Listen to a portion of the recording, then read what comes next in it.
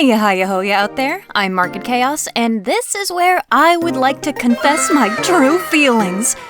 Baka?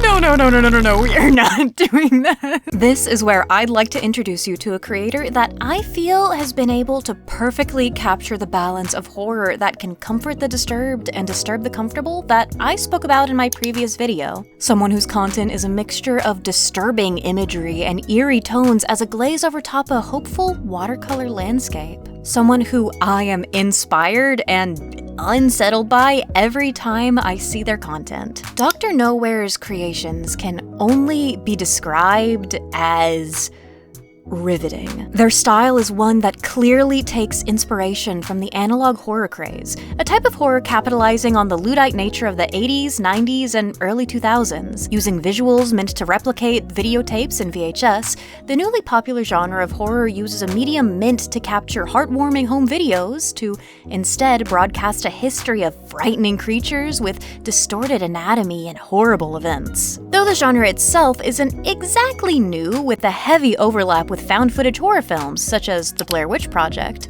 analog horror is markedly different, hey, that's me, with a focus paid to putting you, the viewer, in the position of someone experiencing the events as they unfold. Whether it's the supposition that you are playing some distorted web game with hidden gore, a VHS tape that talks back to you, or even the PSA format mixed with grainy and blurry visuals, each aspect of the old, and thus unknown to the current generation, has been put to good use by many an analog horror creator. No matter how outlandish the narrative, forcing your viewers to observe something from a place of supposedly uncovering a piece of lost media or watching some unknown person experiencing a past event immerses them in your story. As opposed to harrowing practical effects seen in films such as Ruggero Deodato's Cannibal Holocaust, animation is freely used in tandem with splashes of live-action B-roll within most analog horror. Dr. Nowhere specializes predominantly in storytelling through primarily art alone. Theirs is a painterly, seemingly photo-bashed style with twisted proportions and impossible anatomy. It is striking and at times difficult to make out, entirely unique while still carrying many of the telltale anatomic markers for the analog horror genre, with those being distorted and elongated limbs, disturbing mouths filled with teeth,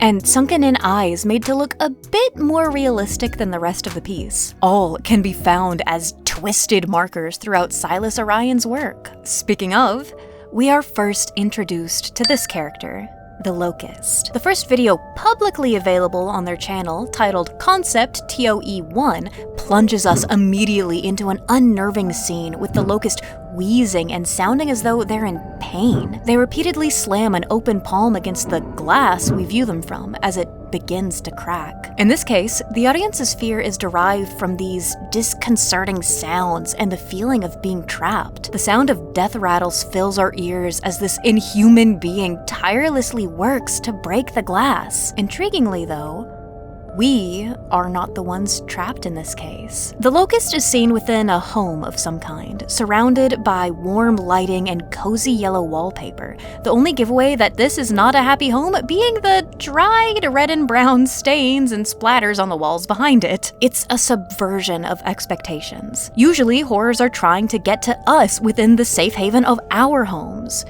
Yet, here's the Locust, making these guttural wheezes as it tries to break free and join us in the darkness. The second video seems to be a continuation where, though not exactly where we left off last, we witness the Locust break free of its confines and follow an unseen man through his house. The interesting dichotomy in visuals continues here. The Locust is seen in that same brightly lit room from the first, while the frightened man and his surroundings are shrouded in pitch black. Then, once the Locust breaks free by incessantly beating the glass confining it with its fist, our view changes. On screen, we see a volume indicator, implying that instead of being in the seat of the man recording, we're now merely watching the tape that he left behind as the Locust finds his hiding place. Our expectation is for a jump scare. The long buildup of anxiety as we wait to be found, the extended period of eye contact with the Locust once we have been located. They're all stereotypical setups for a release to our building anxiety that never comes. At least, not in the way we might expect. The Locust runs into the room, appearing more elated than anything as a near musical tone plays from its vocal cords that continues through the end of the video. After the scare, we're left with a final extended frame on screen showing the Locust's room, glass in the foreground, bloodied from its escape, with the text, "The body appeared untouched," displayed before us, punctuated by a laugh track mirroring the Locust's excitable disposition. The third installment of the concept series begins with, again, the volume indicator. This slideshow we see at the beginning seems to take place in the same house as the Locust's confinement, if the patterned yellow wallpaper is anything to judge by. Viewers are given a list of things that good children do: getting up early, playing pretend, not playing with their food, making friends, all accompanied by childish drawings. This continues to reinforce the fact that the Locust seems juvenile, curious and excitable, more unsure of its own strength and not possessing empathy in the same way that young children are hardwired to be self-centered as an instinctual means of survival. The scene cuts with static to a nostalgic chat room layout, seemingly made for kids judging by the page design. Before we switch to a chat with Dominic9999, the message "for governmental personnel viewing only" is plastered over the site advertisement, again putting the viewer in the position of a character who has uncovered a secret, placing us in the story. What follows is a very peculiar conversation where it is hammered home that whoever is using the computer is 1, not the true owner of that chat account, 2, is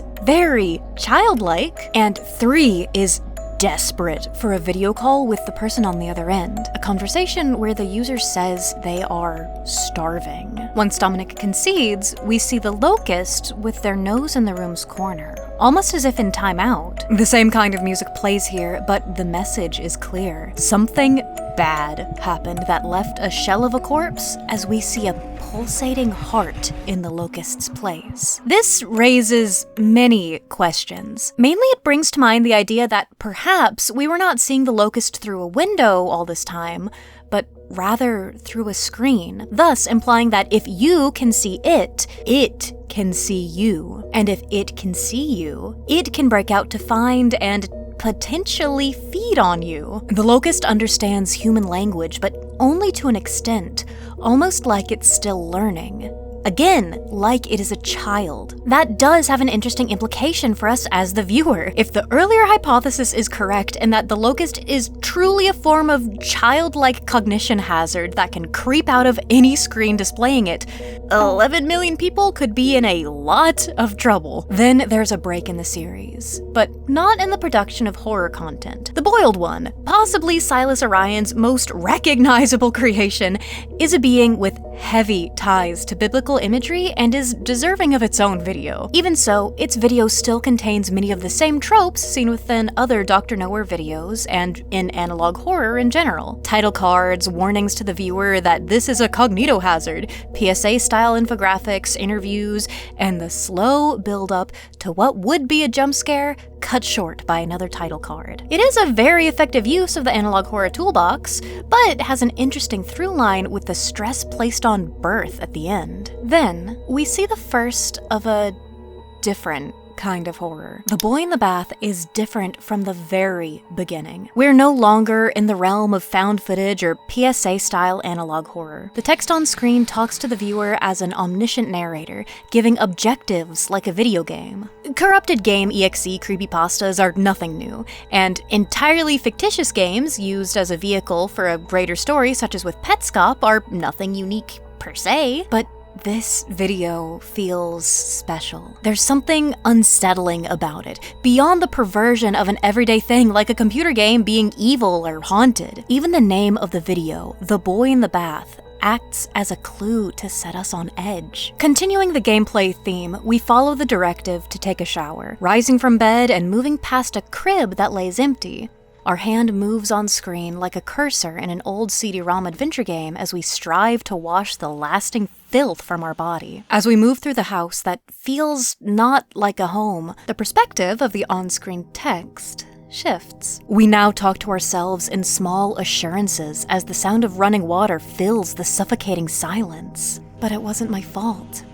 We reached for the bathroom door without hesitation, opening it to a grotesque sight. Separated from space, the crumbling tile of the bathroom holds a being too large for life itself. It is stark white and blinding against the grungy washroom. Instead of paying immediate attention to this horrific creature before us, we focus on the shower head, still dripping from when it last flowed. Then our attention returns to the being. Its throat is deformed, looking almost like an X-ray.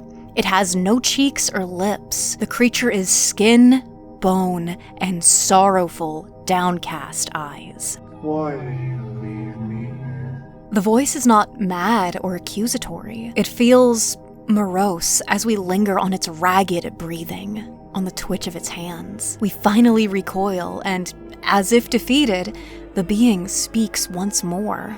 I never existed to you. We retreat from the bathroom, running all the way back to our bed to hide under our covers as if we were a frightened child. Then, after a moment, we open our eyes. Nothing waits for us, almost like the vision was nothing more than a bad dream.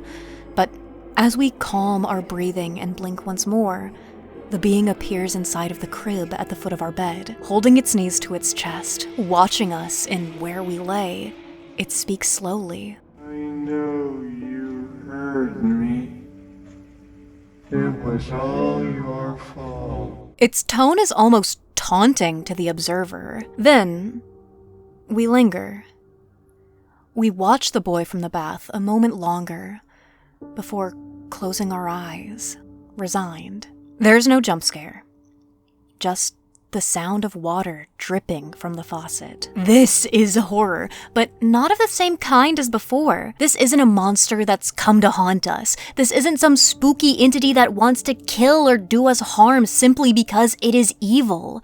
This is our baby. The boy in the bath is one of the clearest depictions of parental grief and guilt that I have seen in a long time. The story is clear. We drowned our baby. What we don't know is whether it was purposeful or if it was an accident. We live in a small, rundown apartment, so it's easy to assume that we're a single parent, tired, overworked, and doing our best. Accidents happen all the time, and unfortunately, babies are fragile. Stepping away for even a moment while your baby is in the bath can lead to tragedy. The exhaustion single parenthood brings, coupled with the soothing sound of running water, could lull anyone to sleep for just a moment too long. These narrations are not just title cards for the game format. They're not just using the game analog horror style to set up a haunted ROM hack narrative. The game style is a visual metaphor for our character's internal dialogue and state of mind. When experiencing a tragedy so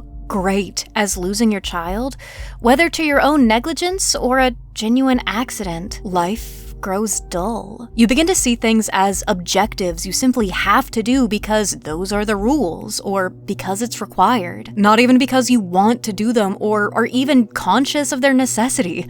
Hygiene and self-care fall to the wayside, especially when the tragedy happened in the one place you can refresh yourself. The narration and title cards that call our body dirty are the conscious thoughts of what's necessary. The self-soothing dialogue, claiming it was not our fault, is how we try to continue through each day. The words spoken by the boy aren't what our baby, who had no time to grow into a fully formed human person, believe, but rather our very own dark thoughts portrayed through a visage of guilt. Why did we leave him there? Literally and figuratively. If he mattered, we wouldn't have let him drown. Letting him die must mean we never truly loved him. Not enough, anyway. Surely we must have heard him crying in the bath. Perhaps we tuned it out subconsciously. It was all our fault. It's easier to believe he would hate us for failing him than accept the truth. A baby that old doesn't have the knowledge or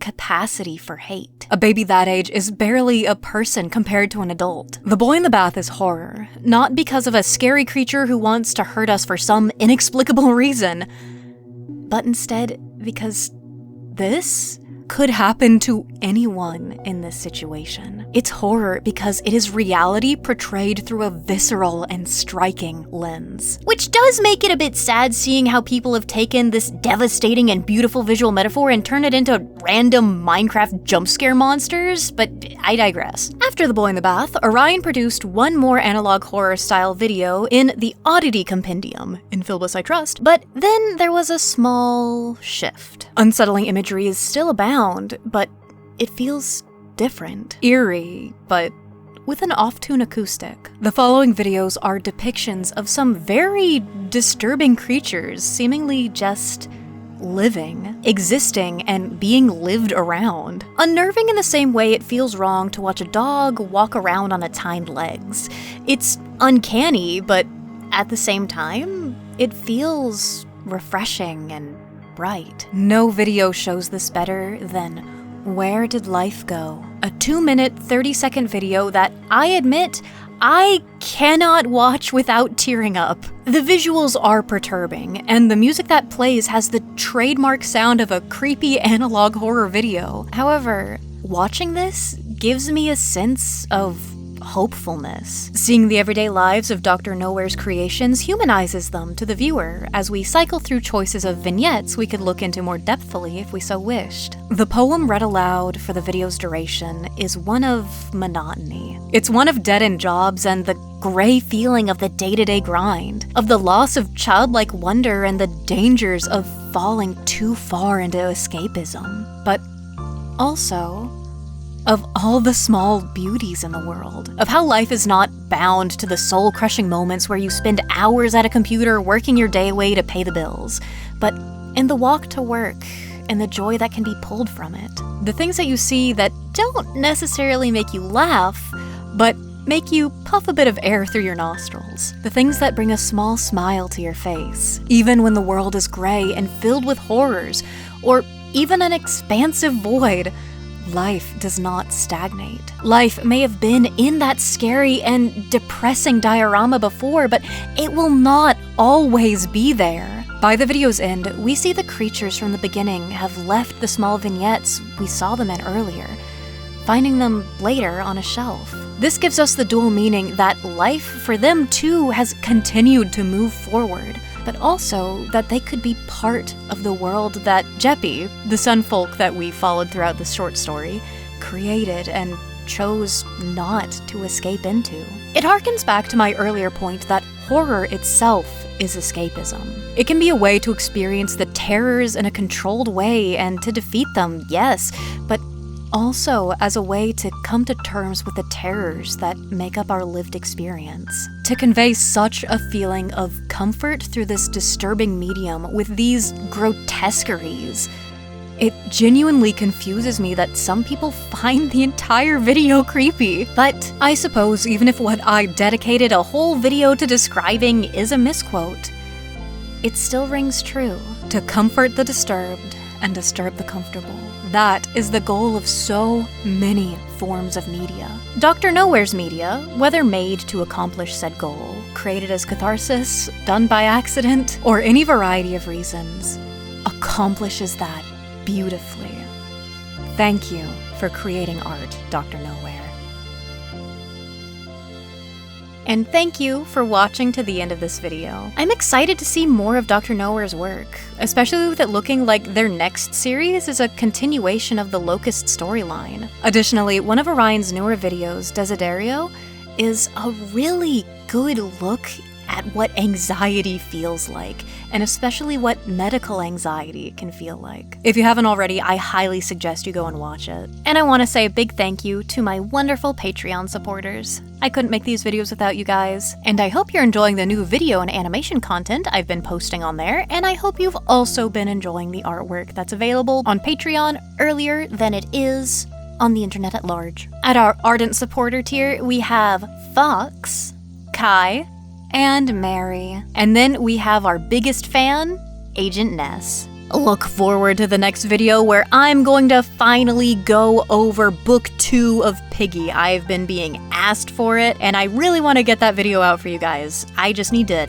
actually play it. So I guess keep an eye out for whenever I have that live stream. I've learned a lot about Roblox and a lot about the Piggy community, so I think I'm gonna do at least a little bit better this time.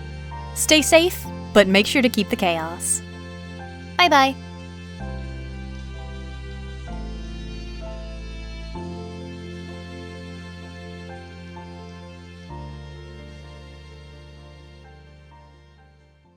With found footage horror films such as the Blair Witch product. 7 days. Buy my product.